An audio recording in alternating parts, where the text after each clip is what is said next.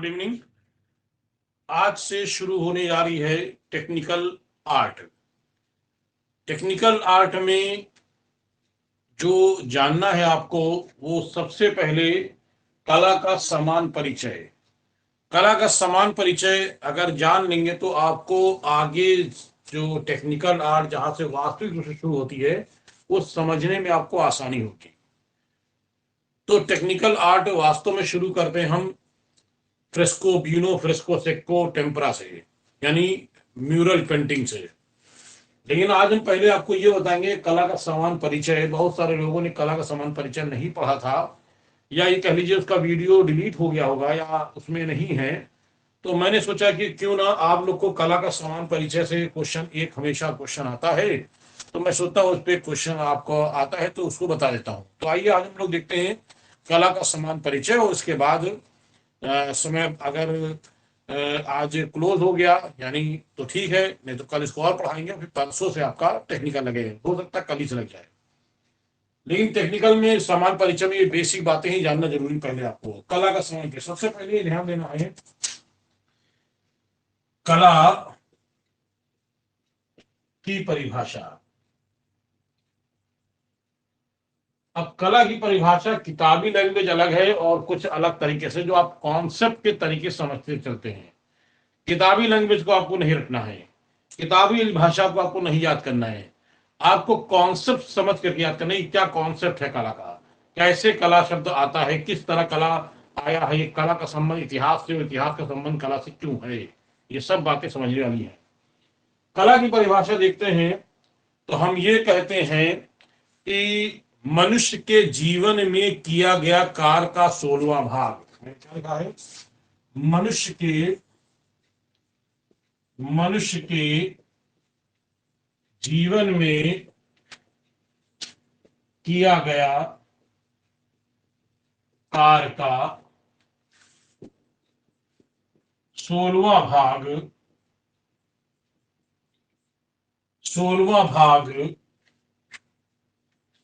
कला कहलाता है। मैंने कहा क्या है? मैंने कहा मनुष्य के जीवन में किया गया कार्य का 16वां भाग कला कहलाता है।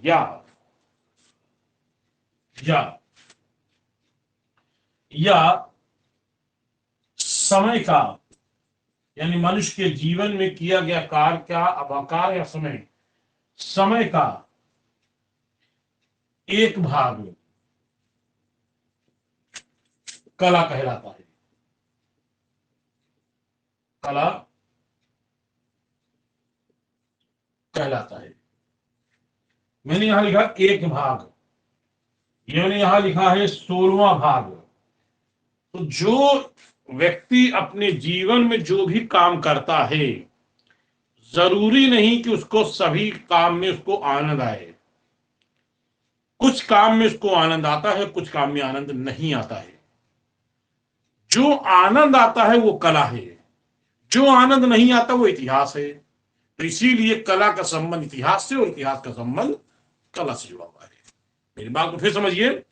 मैंने कहा कि मनुष्य के जीवन में किया गया कार्य का कौन सा भाग, कार्य का कौन सा भाग कला कहलाता है। तो आपको याद रखना है वो भाग है 16वां भाग। विकल्प देगा कुछ इस तरह से, क्वेश्चन पूछेगा कौन सा भाग कला कहलाता है कार्य का, तो उसमें विकल्प कुछ इस तरह दिया होगा।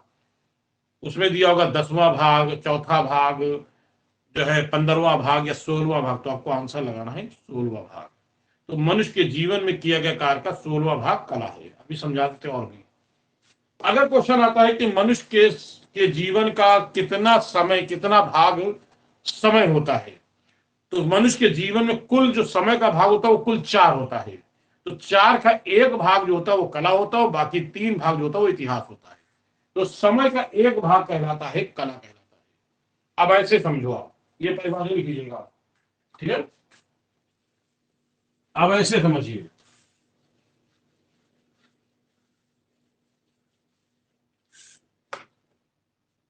ऐसे समझिए। ये माना कि मानव ने अपने जीवन में कुल काम किया। ये काम, ये इसके मानव के जीवन का कुल काम है। ये समझ रहे? और उसका किए गए काम का कौन सा भाग, ये भाग, ये भाग क्या है उसका, ये भाग उसका क्या है, कला है, और ये भाग उसका क्या है, इतिहास है।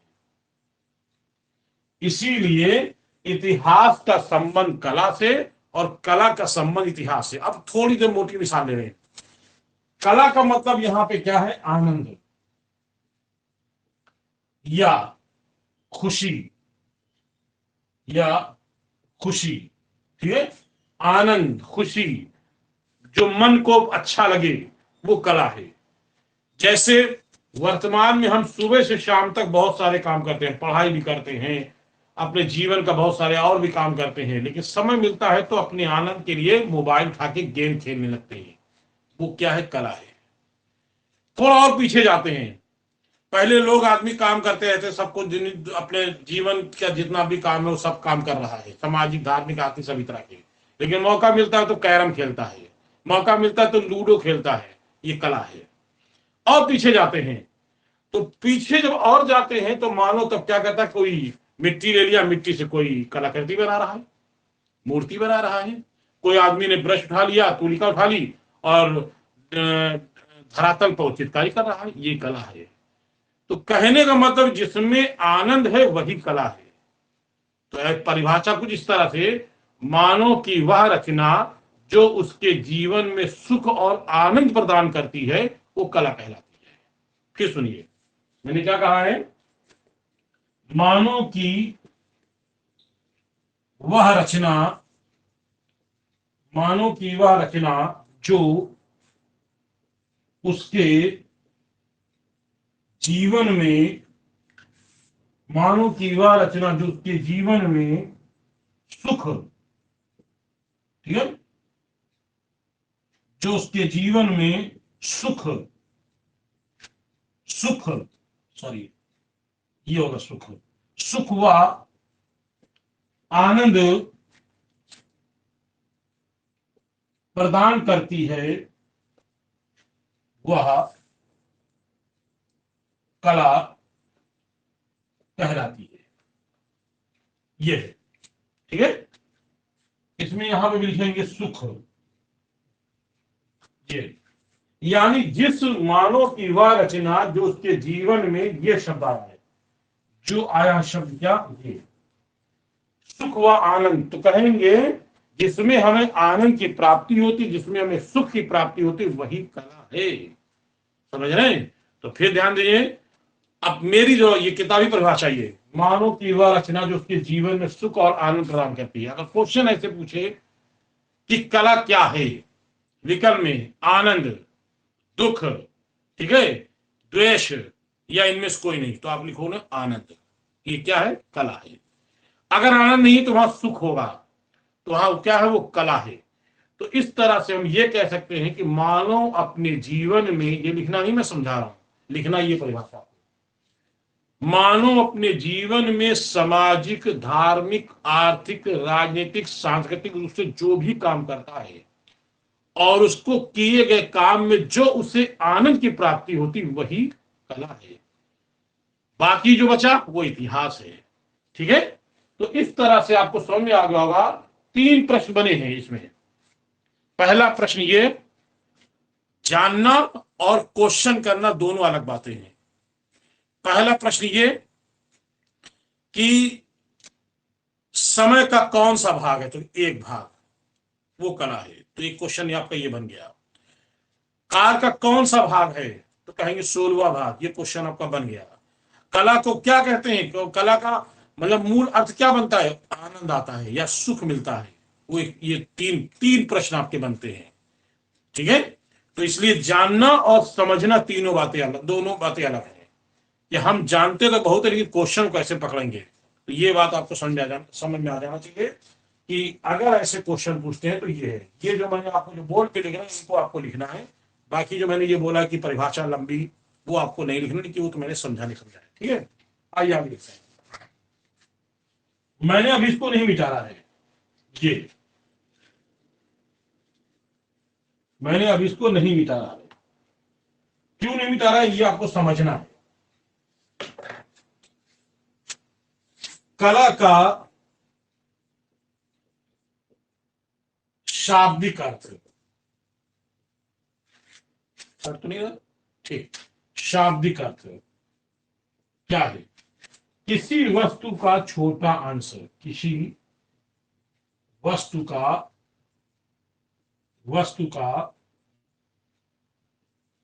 छोटा अंश क्या है? ये भी लिखना है आपको। कला का शाब्दिक अर्थ क्या है? किसी वस्तु का छोटा अंश, ये अर्थ निकलता है। तो कौन सा छोटा अंश है? ये छोटा अंश है, ये छोटा अंश है, ये वाला हिस्सा, ये कला है। कला का ये क्या छोटा अंश है ये? बाकी क्या, ये तो इतिहास है, यही तो कला है ना। कला कितना है? पूरा तो कला होगा नहीं जीवन का। हम 24 घंटे थोड़ी मोबाइल देखते हैं। मोबाइल तो अब वो अलग चीज है कि अब कोई काम कर रहा है, कोई लगा है अपने जीवन में, तो वो अलग बात है। हम उसकी बात नहीं कर रहे, हम उसकी बात कर रहे हैं जब आदमी खाली समय होता है तो सोचता है मोबाइल देख ले, थोड़ा गेम खेल ले या कुछ और देख ले। ये कला है, तो ये कला है, ठीक है ना। तो समय जैसे बदला गया वैसे वैसे चीजें बदलती गई हैं, ठीक है। तो कला का शाब्दिक अर्थ किसी वस्तु का छोटा अंश। मैं समझता हूँ आपको समझ आ गया होगा। चलिए नेक्स्ट देखते हैं।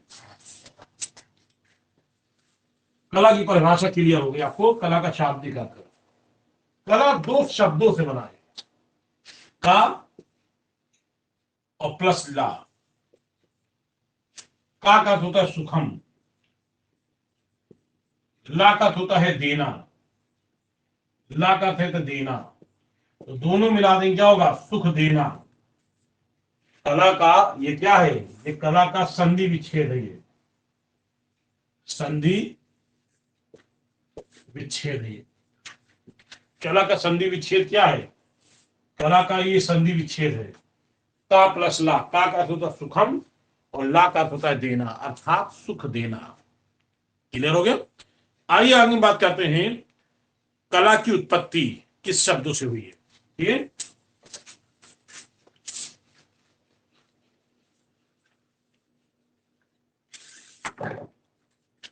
कला की उत्पत्ति,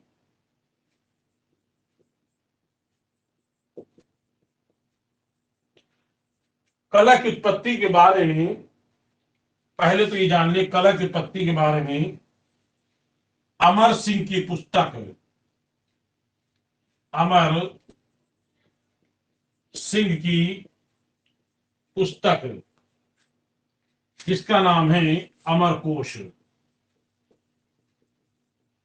इस अमर कोश में, ठीक है, कला की उत्पत्ति बताया है। अमर कोश में कला की उत्पत्ति का धातु से हुई है, का धातु से हुई है। ये बात किसमें है? अमर सिंह की पुस्तक अमर कोश में उल्लेख मिलता है कि कला की उत्पत्ति का धातु से हुई है। किससे हुई है? का धातु से। और का अर्थ है सुखम, मैंने अभी बताया आपको। का अर्थ होता सुखम। ये किसने कहा है? ये अमर सिंह ने अपनी पुस्तक में इस बात का उल्लेख किया है। लेकिन अन्य विद्वानों ने कहा कि कला की उत्पत्ति जो हुई है वो दो शब्दों से, कला की उत्पत्ति जो हुई है वो कल धातु से या कड़ धातु से हुई है। किसने कहा है? अन्य विद्वान।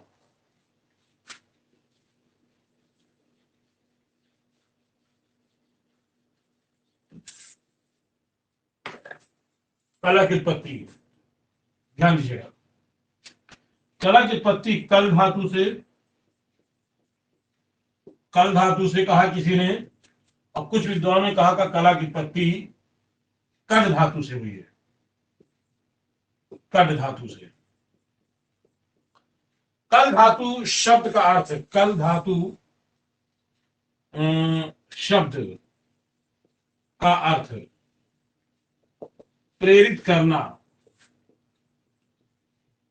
ध्वनि उत्पन्न करना, ध्वनि उत्पन्न करना, ठीक है। शब्द बनाना, प्रेरित करना, ध्वनि उत्पन्न करना, करना, शब्द बनाना, ये इसका अर्थ निकला है कल धातु का। वही कर धातु का अर्थ क्या है? मस्त करना या प्रसन्न करना आदि। तो ये कला का की उत्पत्ति जो है, कल धातु अगर विकल्प आता है तो आपको ये वाला टिक मारना है पहले इसको। अगर ये विकल्प नहीं तब इसको मारेंगे आप, दोनों अगर है तो इसको मारेंगे। कला की उत्पत्ति कल धातु से हुई है, और कल धातु शब्द का अर्थ है प्रेरित करना, ध्वनि उत्पन्न करना, ध्वनि उत्पन्न करना, शब्द बनाना, ठीक है। और कर धातु का अर्थ मस्त करना, पसंद करना, प्रसन्न करना, यानी कोई चीज देखे मुझे बहुत अच्छी लग जाए, जिससे हमें खुशी मिल जाए, आनंद मिल जाए, वही कला है, ठीक है। तो इस तरह से मैंने बताया कला की उत्पत्ति इससे हुई है। क्लियर हो गया? आइए आगे देखते हैं।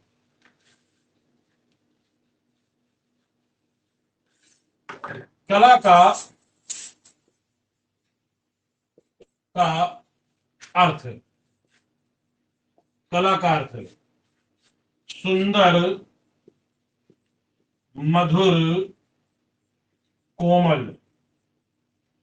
सुंदर, मधुर, कोमल, सुख देने वाला, सुख देने वाला, शिल्प,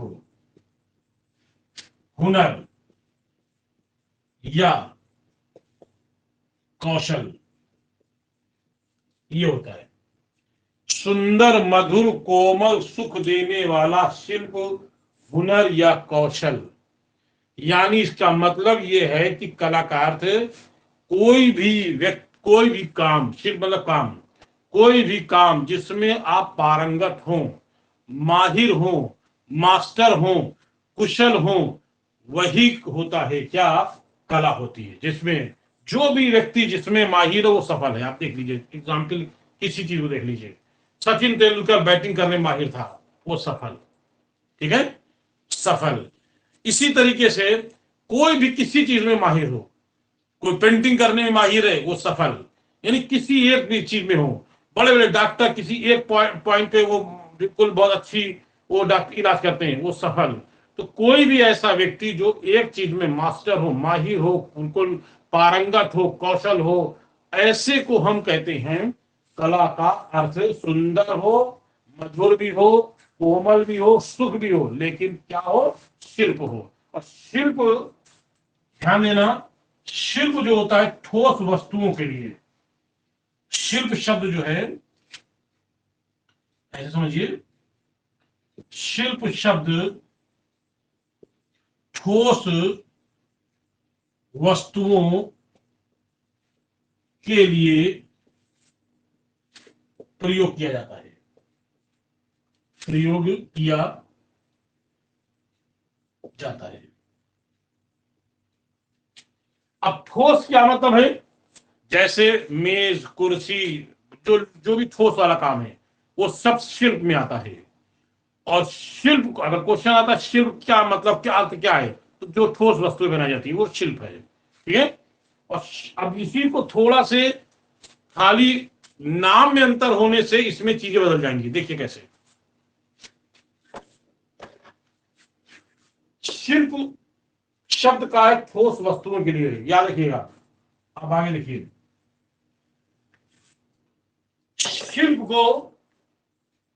शिल्प को अंग्रेजी में, अंग्रेजी भाषा में इसको कहते हैं क्राफ्ट। इसे अंग्रेजी भाषा में कहते हैं CRAFT, क्राफ्ट, ठीक है। तो शिल्प को अंग्रेजी भाषा में कहते हैं क्राफ्ट, समझना मेरी बात को। अब क्राफ्ट जो होता है वो हल्की वस्तु के लिए प्रयोग होता है। इसके लिए ये जो होता है किसके लिए? हल्की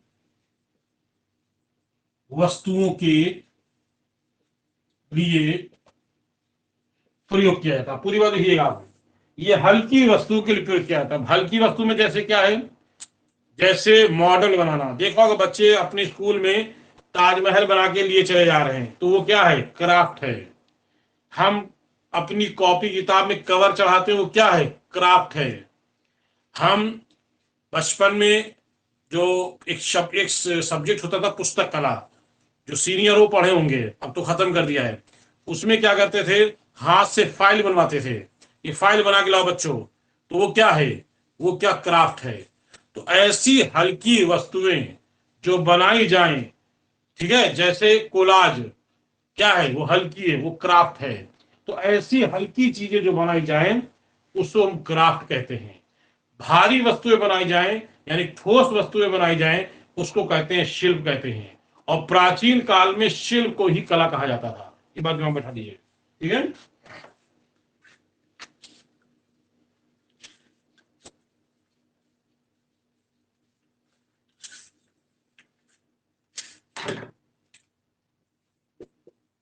प्राचीन काल में शिल्प को कला कहा जाता था, कहा जाता था। यानी जो जो भी चीज शिल्प से जुड़ी होती तो उसको बोलते थे कला, यानी कला को ही शिल्प बोलते थे, उसमें कला की बात नहीं आती थी। और कला शिल्प से, मैं यहां लिख देता हूं, शिल्प से कला शब्द अलग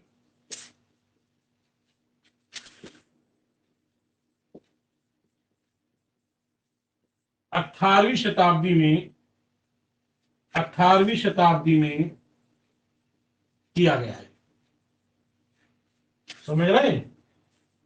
कला को शिल्प से अलग कब किया गया, शिल्प को कला से अलग कब किया गया? तो शिल्प से कला शब्द अलग 18वीं शताब्दी में किया गया, याद रखिएगा, ठीक है। 18वीं शताब्दी से पहले कला को शिल्प ही बोलते थे, लेकिन अलग कब किया गया? तो आप कहोगे 18वीं शताब्दी में कला को शिल्प से अलग कर दिया गया। शिल्प अब ठोस के लिए हो गई, कला हमारी अन्य वस्तुओं के लिए हो गई, जो हम जो चित्रकारी करते हैं, चित्रकला, मूर्ति कला, ये सब चीजें उसमें आती है।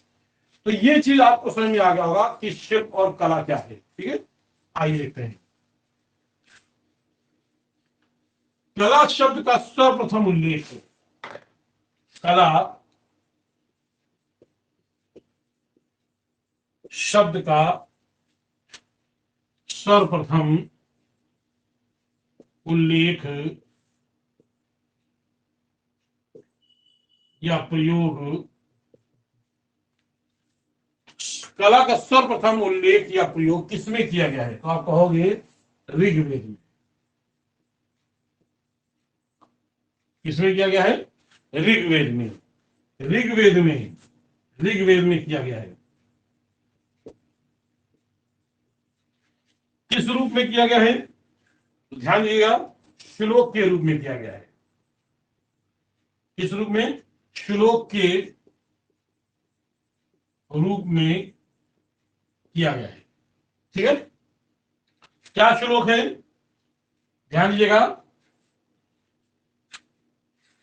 यथा कला मधुसूर सा नियमति। क्या है? यथा कला, यथा सफ मुद, यथा कला, यथा कला, यथा सफ मध सुर सा नियमति। ये श्लोक आया है ऋग्वेद में। यथा कला, यथा कला, यथा सफ मधुसूर सा नियमति, ये आया। तो पहली बार ये शब्द है कला, किसमें आया है? तो आप कहोगे ऋग्वेद में। पहली बार किसमें आया? तो आप कहोगे, सीधे सीधे कहोगे ऋग्वेद में आया है। इसमें कहीं कोई डाउट नहीं है। अब क्वेश्चन आ भी चुका है, और अगर क्वेश्चन फिर आता तो आप ऋग्वेद ही लगाओगे आप।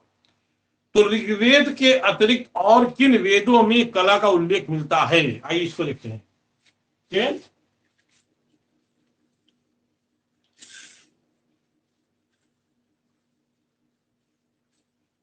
किसमें उल्लेख मिलता है कला का उल्लेख? तो पहला तो ऋग्वेद, ऋग्वेद, यजुर्वेद, सामवेद, अथर्ववेद। ये वेद है, 4 वेद, यही सीक्वेंस है, यही भी सीक्वेंस है। पहला ये, दूसरा यजुर्वेद, तीसरा सामवेद, चौथा अथर्ववेद। क्लियर है? और जब चारों वेद लिख लिए गए थे तो कुछ ना कुछ चीजें उसकी छूट गई थी। और इसलिए उनके कुछ पार्ट, जैसे हम लोग हाई स्कूल इंटर में एग्जाम देते थे तो उसमें क्या होता है ना कि भैया लिख रहा है, लिखते थे पता कॉपी भर गई, तो बी कॉपी अलग से, भैया कॉपी और दे दो, जोड़ना है उसी में। तो ऐसे समझो आप, ऋग्वेद, यजुर्वेद, सामवेद, यानी चारों वेद की उनकी बी कॉपी, जिनको कहते हैं ब्राह्मण धर्म ग्रंथ। क्या होते हैं? ऋग्वेद का ब्राह्मण धर्म ग्रंथ है त्रिब्राह्मण, त्रिब्राह्मण। दूसरा है कौशिकी ब्राह्मण, कौशतकी, ये ऐत्रेय ब्राह्मण को। यजुर्वेद का क्या है? तैतरी ब्राह्मण और शतपथ ब्राह्मण। क्या है? शतपथ ब्राह्मण, शतपथ ब्राह्मण, शॉर्ट कर देता, ठीक है, शतपथ ब्राह्मण। क्लियर? सामवेद का पंचविश, पंच विश्व ब्राह्मण, ब्राह्मण। अथर्ववेद का गोपथ ब्राह्मण, गोपथ, ये ठीक।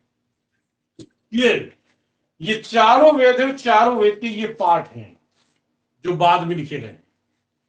अब मैं जिसमें टिक मारूंगा समझ लो उसमें उल्लेख है, जिसमें नहीं मारूंगा उसमें उल्लेख नहीं है। ठीक? ऋग्वेद में उल्लेख है, जब ऋग्वेद में कला का उल्लेख कर दिया गया तो इसमें उल्लेख नहीं है। ऐत्रेय ब्राह्मण और शतपथ ब्राह्मण, ऐत्रेय ब्राह्मण कौशिकी ब्राह्मण में उल्लेख नहीं है। नेक्स्ट, यजुर्वेद में उल्लेख है, तैतरी में उल्लेख नहीं है, शतपथ में उल्लेख नहीं है। सामवेद में उल्लेख है, पंचविश में उल्लेख नहीं है। अथर्ववेद में उल्लेख नहीं, लेकिन गोपथ में उल्लेख है। ये मैं टिक मार दिया है, आप अपने हिसाब से लिख लीजिएगा, चाहे इसे ही उतार लीजिएगा जैसे मैंने बनाया है। ठीक है? तो किन वेदों में उल्लेख मिलता है और किन वेदों में उल्लेख नहीं है? तो कौन सा वेद इसमें उल्लेख नहीं, तो कहेंगे अथर्ववेद। सबसे पहले इसमें है सामवेद, फिर यजुर्वेद, फिर ऋग्वेद, फिर यजुर्वेद, फिर सामवेद। इनमें सब में हमें कला का उल्लेख मिलता है। इसके अलावा और कहाँ कला का उल्लेख मिलता है? आइए देखते इसको।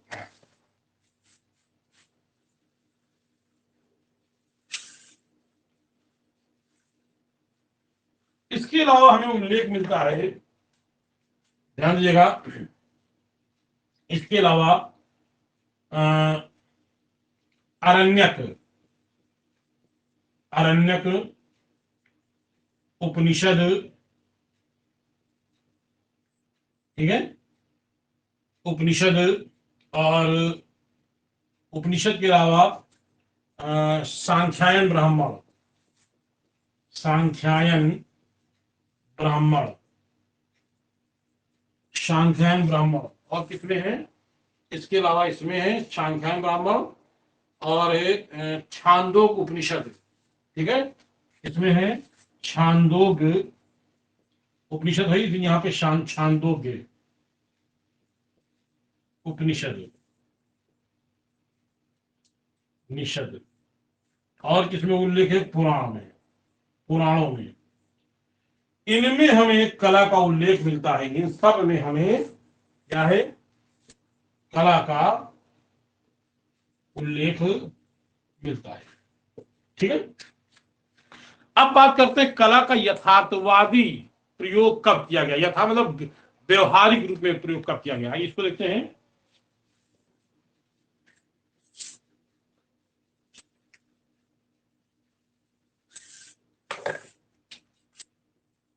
कला का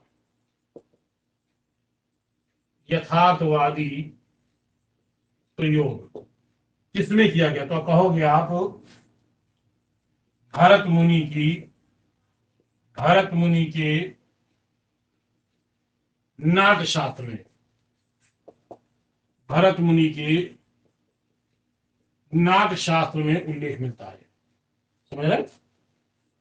कला का यथार्थवादी प्रयोग इसमें है, तो कहेंगे भरत मुनि के नाट्यशास्त्र में। किस तरह से? तो ये श्लोक के रूप में, किस रूप में? श्लोक के रूप में। क्या है? ना तज ज्ञान,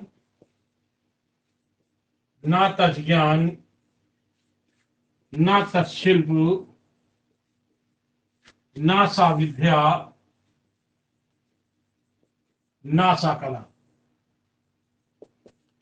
ये है, क्या है श्लोक? ना तज्ज्ञान, ऐसा कोई ज्ञान नहीं, ठीक है, ना तत्शिल्प, ऐसा कोई शिल्प नहीं, ना सा विद्या, ऐसी कोई विद्या नहीं जिसमें कला ना हो, ठीक है, ना तज्ज्ञान, ना तत्शिल्प, ना तज्ज्ञान, ना तत्शिल्प, ना सा विद्या, ना सा कला, सात छूट गया, ना सा कला। ये तो इस तरह से यथार्थवादी उल्लेख पहली बार कहां हुआ है कला का? पहली बार यथार्थवादी, पहली बार मैं बोल रहा हूं, तो पहली बार यथार्थवादी कला का उल्लेख भरत मुनि के नाट्यशास्त्र में हुआ है। तो क्या कहेंगे? यथार्थवादी कला का यथार्थवादी प्रयोग पहली बार, पहली बार भरत मुनि के नाट्यशास्त्र में हुआ है। अब ऐसे कहोगे, मैं समझता हूं कि आपको यहां तक तो क्लियर हो ही गया होगा। क्या है कहिए, तो मैं इसका श्लोक का माने भी लिख दूं। ना तज्ज्ञान, ऐसा कोई, ऐसा कोई ज्ञान नहीं, ठीक है, ऐसा कोई, ऐसा कोई शिल्प नहीं, ठीक है, ऐसी कोई, ऐसा कोई विद्या नहीं जिसमें कला ना हो, है ना? कहते नहीं है कि यार ये क्या पढ़ाने की कला है, कोई सी चीज है, क्या पकाने की कला है, क्या बनाने की कला है, क्या देखने की कला है, हर चीज, क्या पहनने की कला है, कोई भी ऐसी चीज जिसमें आप कला शब्द लगा सकते हो, ठीक है। तो इस तरह से ना तज्ञान, ना तशिल्प, ना सा विद्या, ना सा कला, ऐसा कोई भी, ऐसा ऐसा कोई ज्ञान नहीं, ऐसा कोई विद्या नहीं, ऐसी लिखिए, ऐसा ऐसा कोई ज्ञान नहीं, ऐसा कोई शिल्प नहीं, ऐसा कोई विद्या नहीं जिसमें कला ना हो। इसमें भरत मुनि के नाट्य शास्त्र में पहली बार यथार्थवादी कला का उल्लेख किया गया है, ठीक है, ध्यान रखिएगा, समझ में आ रहा? अब आइए हम बात करते हैं कला का सर्वप्रथम उल्लेख किस ग्रंथ में मिलता है, ठीक है। पहले देखेंगे कला किस भाषा का शब्द है, पहले ये देख लेते हैं। कला, कला संस्कृत भाषा का शब्द है, कला संस्कृत भाषा का शब्द है, ठीक है। और संस्कृत भाषा में कला का, कला का अर्थ, कला का अर्थ है अरि, या अरि, और अरि का अर्थ है पैदा करना, पैदा करना, ठीक है। कला संस्कृत भाषा का शब्द है, और संस्कृत भाषा में कला का अर्थ है अरि, अरि का अर्थ है पैदा करना, समझ में आ रही बात? और अंग्रेजी में इसको कहते हैं आर्ट, ध्यान दीजिएगा।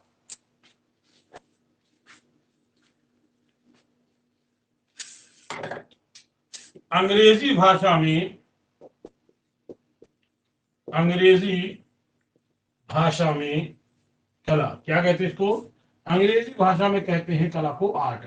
आर्ट कब कहा गया है? 13वीं शताब्दी में।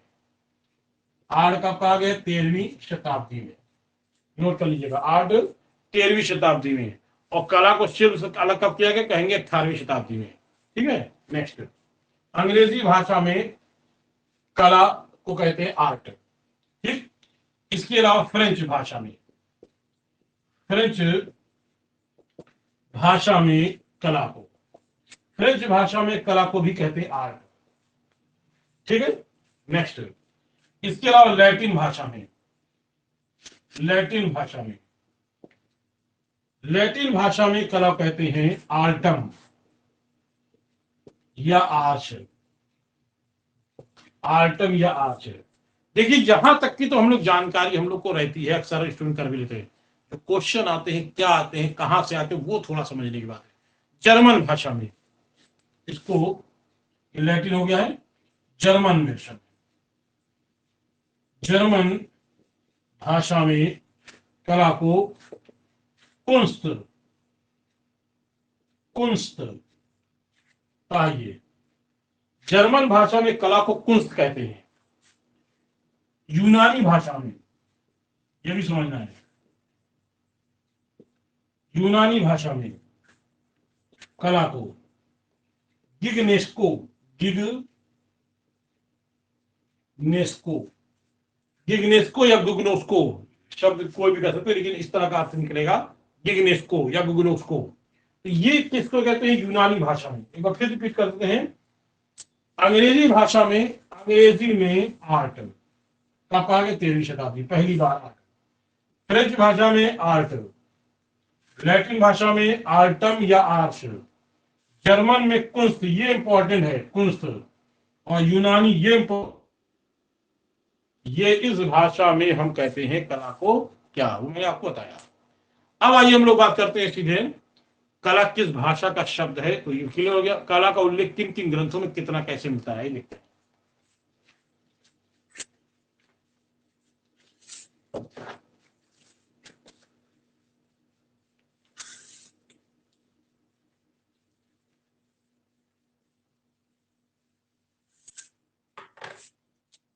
ध्यान दीजिए, ऋग्वेद में कला का उल्लेख एक बार, ऋग्वेद में कला का उल्लेख एक बार, ठीक है, ध्यान दीजिएगा, ऋग्वेद में कला का उल्लेख एक बार, यजुर्वेद में कला का उल्लेख 64 बार, ठीक, उपनिषद में कला का उल्लेख 16 बार, कामसूत्र में कला का उल्लेख 64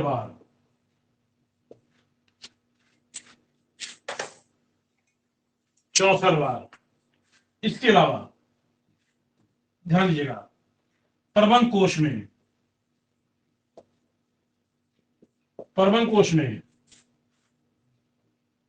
72 बार, ललित विस्तार में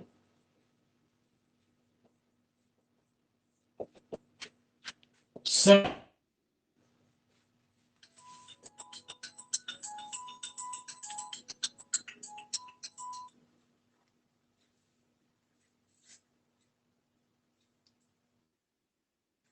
ललित विस्तार में 79 बार।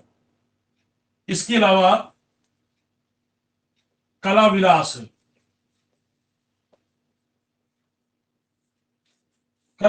में 84 बार।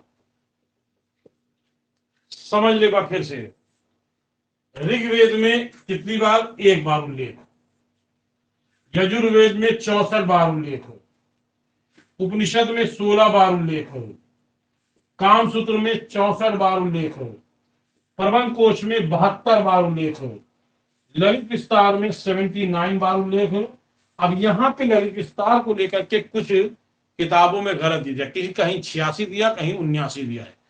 अगर 86 देंगे तो कला विलास से ज्यादा हो जाएगा, 89 देंगे तो भी कला विलास ज्यादा होगा। लेकिन क्वेश्चन अगर आता है कि सबसे ज्यादा बार कला का उल्लेख किसमें हुआ, तो कहेंगे कला विलास में। तो इस आधार पर ललित विस्तार नहीं हो सकता है, ठीक है। तो ललित विस्तार में 79 बार और कला विलास में 84 बार। तो सबसे अधिक बार कला का उल्लेख 84 बार हुआ, इस बात को ध्यान रखिएगा, ठीक है। अब आइए ध्यान दें कि किन किन ग्रंथों में 64 बार कला का उल्लेख हुआ है। आइए ध्यान दें,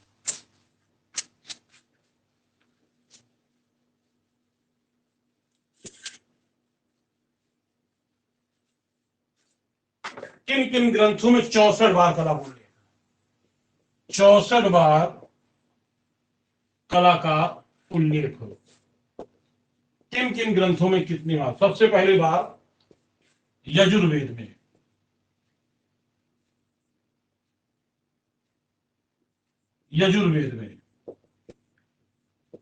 यजुर्वेद में कला का उल्लेख कितनी बार है, तो कहेंगे 64 बार, ठीक। कहां हुआ है? तो यजुर्वेद के 30वें अध्याय में,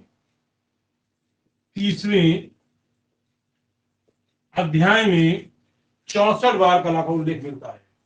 नंबर 2, यजुर्वेद के बाद आता है आपका कामसूत्र में, वात्स्यायन की कामसूत्र, काम सूत्र में, काम सूत्र में भी 64 बार।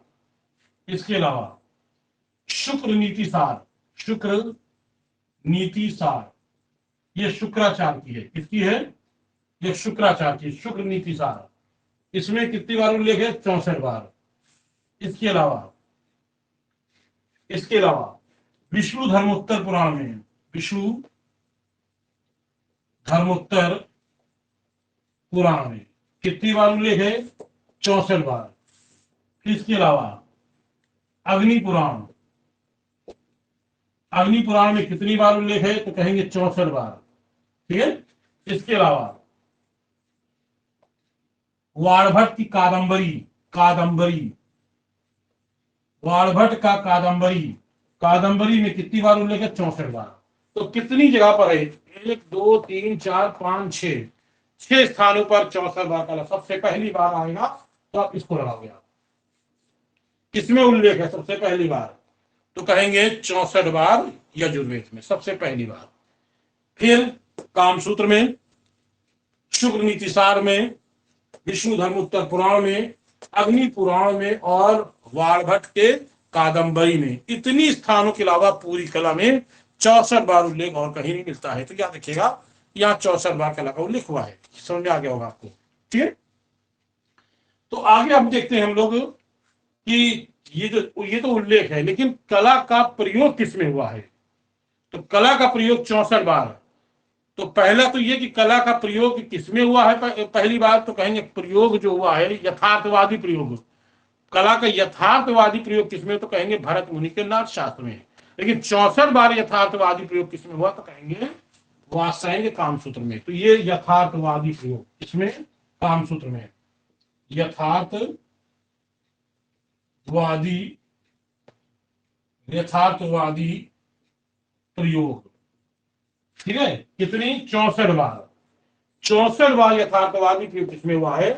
कामसूत्र। यानी जीवन की दिनचर्या में वो काम थे। जैसे कामसूत्र में आप जब किताब पढ़ोगे आप, तो उसमें लिखा होगा 64 कलाएं। तो जो जीवन में हम काम करते, सुबह उठते हैं, नहाते हैं, धोते हैं, नाश्ता करते हैं और पढ़ने जाते हैं, चित्रकारी भी करते हैं, मूर्तिकारी बनाते हैं, सारी की सारी ये कलाएं 64 कला के अंतर्गत आती है। ठीक है।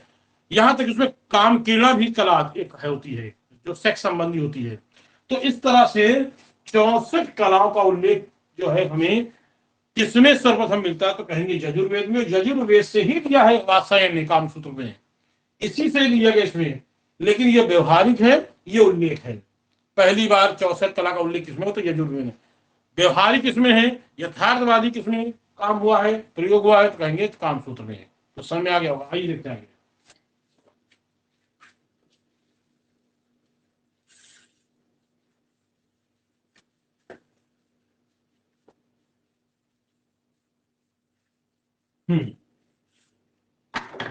तो मैंने कहा प्रयोग यथार्थवादी,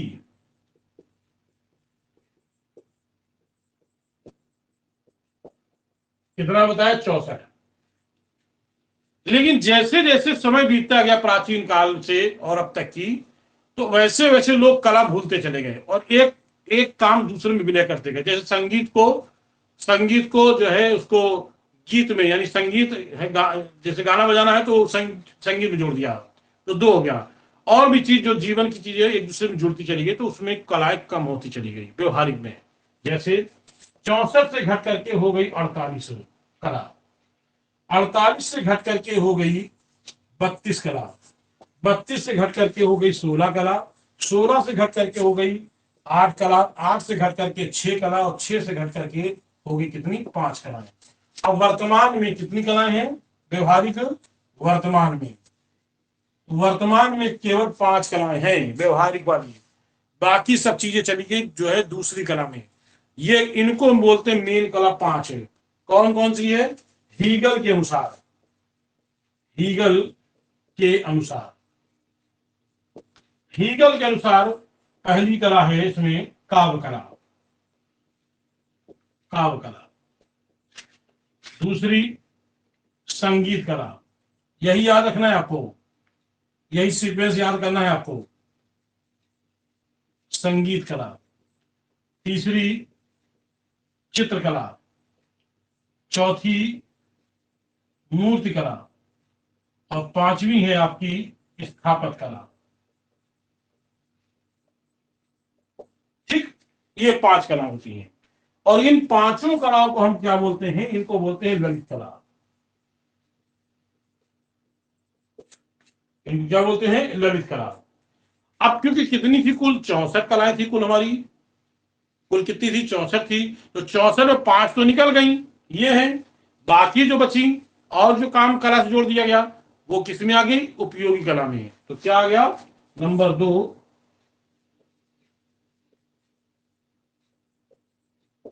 ये अब क्वेश्चन बनता है कला कितने प्रकार की होती है? कला 2 प्रकार की होती है। आपको यही बताना, कला कितने प्रकार की होती है? कला 2 प्रकार की होती है। तो किस कला में कौन कौन सी होती है? तो कहेंगे एक ललित कला होगी, उपयोगी कला। ललित कला कितने प्रकार की होती है? कहेंगे 5 प्रकार की होती है। याद करिएगा, ललित कला कितने प्रकार की होती है? 5 प्रकार की होती है। तो समझ में आ गया होगा। आइए आगे देखते हैं।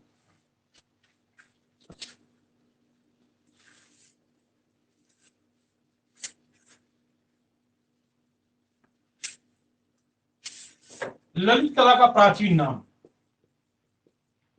ललित कला का प्राचीन नाम और उपयोगी कला का प्राचीन नाम। उपयोगी कला का प्राचीन नाम, तो ललित कला का प्राचीन नाम है चारू, चारू कला। और उपयोगी कला का प्राचीन नाम है कारू कला। और इन दोनों कला का उल्लेख, ठीक है, सर्वप्रथम चारू कारू का उल्लेख पाणिनि की पुस्तक अष्टाध्यायी, अष्टाध्यायी किसमें मिलता है? पाणिनि की पुस्तक चारू कारू का उल्लेख पाणिनि की पुस्तक अष्टाध्यायी में इसका उल्लेख मिलता है। ठीक है, तो अष्टाध्यायी कब की? 6वीं शताब्दी ईसा पूर्व की पुस्तक है। उसमें हमें चारू और कारू शब्द का उल्लेख सर्वप्रथम मिलता है। इसके अलावा हमें मिलता है मौर्य काल में लिखी गई पुस्तक जिसका नाम है जिसको हम लोग कहते हैं अर्थशास्त्र। ठीक है, इसकी है तो आप कहोगे विष्णुगुप्त। विष्णुगुप्त की पुस्तक अर्थशास्त्र में भी चारू और कारू शब्द का उल्लेख मिला। वहां पे चारू और कारू, कारू को वहां पे शब्द जो है वो ललित कला और क्या कहते हैं उद्योग कला से जोड़ा गया है। बस इतना अंतर है। लेकिन इसके अलावा एक तो इसमें उल्लेख मिलता है, दूसरी आपका अर्थशास्त्र में। ठीक है, तो अष्टाध्यायी और अर्थशास्त्र में हमें चारू कारू का उल्लेख मिलता है। तो ये समझ में आ गया होगा। नेक्स्ट आगे हम लोग।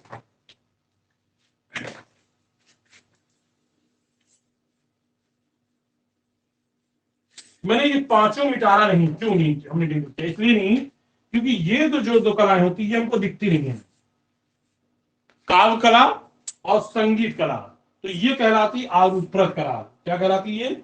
आरूपप्रद,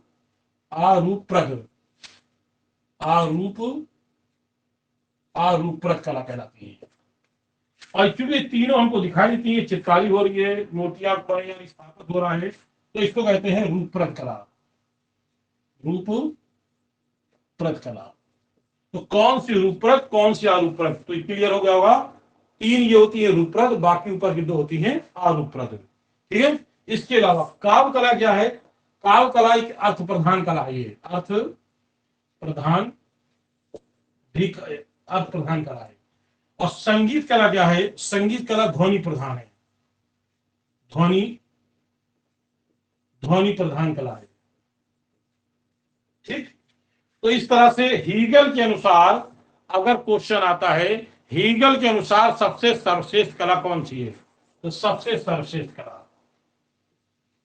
कौन सी? काव्य कला। सबसे सर्वश्रेष्ठ कला कौन सी है? काव्य कला। सबसे निम्न कला कौन सी है? निम्न कला। तो सर्वश्रेष्ठ कला है आपका काव्य कला और निम्न कला कौन सी? स्थापत्य कला। तो ध्यान रखिएगा, ये स्थापत्य सबसे निम्न है, सबसे सर्वश्रेष्ठ जो है आपकी कौन सी है? काव्य कला। ये क्वेश्चन आता है, इस तरह से पूछा जाता है कि सबसे ललित कला में सबसे सर्वश्रेष्ठ कला कौन सी? कहेंगे काव्य कला। सबसे निम्न कला कौन सी है? ठीक है, तो कहेंगे निम्न कौन सी है, स्थापत्य कला। ठीक है, सबसे रूपप्रद में सबसे सर्वश्रेष्ठ कौन सा है, रूपप्रद में, तो रूपप्रद में सबसे सर्वश्रेष्ठ है चित्रकला। रूपप्रद में सबसे सर्वश्रेष्ठ कौन है, चित्रकला। आरूपप्रद में सबसे सर्वश्रेष्ठ कौन है, तो वैसे भी सबसे कौन सी है, काव्य है। अगर पूछे कि आरूपप्रद में निम्न कला कौन सी है, आरूपप्रद में, तो आरूपप्रद में निम्न कला संगीत कला। वैसे नॉर्मली है तो ये आपको ऑलरेडी है ही स्थापत्य। तो ये दो चार चीजें मैंने जो बोली है, लिखी नहीं, इसको समझ लीजिए, नोट कर लीजिएगा अपने हिसाब से। तो ये हो गया आपका ये मैंने इतना बताया। आगे देख लेते हैं। अभी ये मैंने नहीं डिलीट किया है, क्यों नहीं किया है, अब इसका आधार देख लेते हैं। इन कला का आधार, कला का आधार, बेस क्या है, काव्य कला का बेस क्या है। काव्य कला का बेस है शब्द और अर्थ। अगर मेरे पास शब्द अर्थ नहीं रहेंगे तो हम नहीं लिख सकते हैं। कभी कभी माइंड में शब्द नहीं आते तो गलत आदमी लिख देता है। तो क्या इसका आधार है, शब्द अर्थ, शब्द शब्द अर्थ। संगीत कला क्या है, स्वर नाद। अगर स्वर और नाद नहीं है तो नहीं गा सकते, स्वर नाद।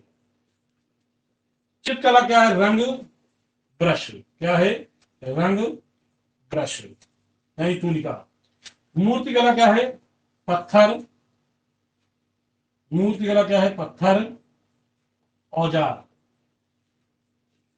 और स्थापत्य कला क्या है, चूना, मिट्टी, चूना, मिट्टी। ठीक है, ये अगर मेरे पास शब्द अर्थ नहीं रहेंगे तो हम काव्य कला नहीं कर सकते हैं। अगर स्वर नाद नहीं है तो हम संगीत नहीं कर सकते हैं। अगर रंग और ब्रश नहीं तो हम चित्रकारी नहीं कर सकते हैं।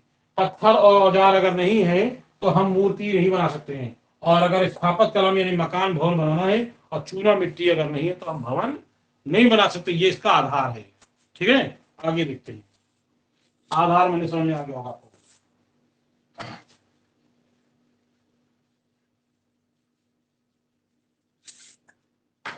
आगे देखते हैं। सबसे पहले भास्कर कला, भाष्य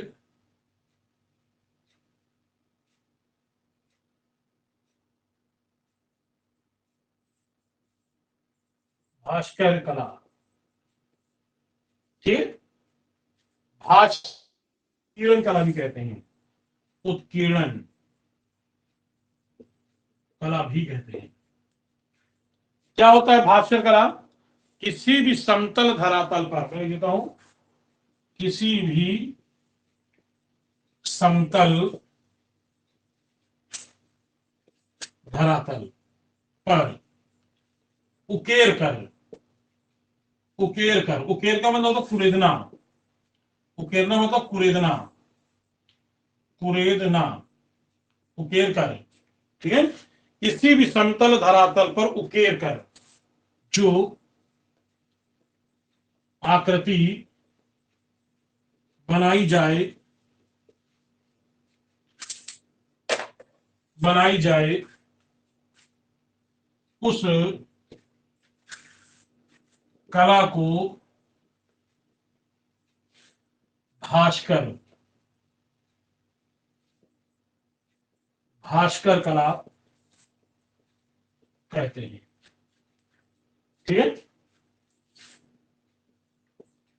क्या होता है, जैसे मान लीजिए हमने सपोज कर लिया कि जैसे हमने ये धरातल लिया, डस्टबिन लिया, जैसे ये धरातल आपका है। अब इस धरातल पर क्या करते हैं कि एक यंत्र के माध्यम से कोई चित्र बना दिया कि उसको उसको कुरेदना है, उकेरना है। और किस यंत्र से कुरेदते हैं, उस यंत्र का नाम है स्टाइलस। यंत्र का नाम क्या है, जिससे कुरेदने का काम करते हैं, उसका नाम है स्टाइलस, स्टाइलस। स्टाइलस यंत्र के माध्यम से कुरेद कुरेद कर, स्टाइलस यंत्र ऐसा होता है, मैं आपको टेक्निकल में बताएंगे, यानी भास्कर कला में, वो फ्रेस्को विधि में क्या होता है कि वो जैसे हमारा सूजा होता है जो हम लोग बोरे सिलते हैं, बोरे में क्या होता है, ऊपर की ओर, यहाँ ऊपर की ओर जो है छेद होता है, उसमें हम लोग सुतली डालते हैं। इसको अगर उल्टा कर दे तो ऐसे नीचे साइड में ये छेद रहता है और ऊपर साइड में पकड़ने होता है। ऐसे कुरेद कुरेद कर निकाला जाता है। कुरेद कुरेद कर मिट्टी है या जो भी धरातल है, चाहे लकड़ी हो चाहे आपका धातु हो, कोई भी चीज हो, तो उकेरना, उत्कीर्ण करना को ही कहते हैं भास्कर कला। भास्कर कला को कहते हैं उत्कीर्ण कला, या उसको कुरेदना भी कहते हैं। उकेरना मतलब कुरेदना। तो किसी भी समतल धरातल पर उकेर कर, यानी कुरेदना, कुरेद कर कह सकते हैं यहाँ पे, कुरेद कर जो आकृति बनाई जाए उस कला को भास्कर कला कहते हैं। भास्कर कला में आधी आकृति अंदर और आधी आकृति बाहर होती है। इस कला में, इस कला में आधी आकृति अंदर व बाहर, आधी अंदर आधी बाहर व बाहर होती है। इसलिए इसे इसे अर्ध चित्रकला, अर्ध चित्रकला भी कहते हैं। ठीक है, इसलिए इसे अर्ध चित्रकला भी कहते हैं, ध्यान रखिएगा। तो भास्कर कला को दो भागों में बांटा गया है।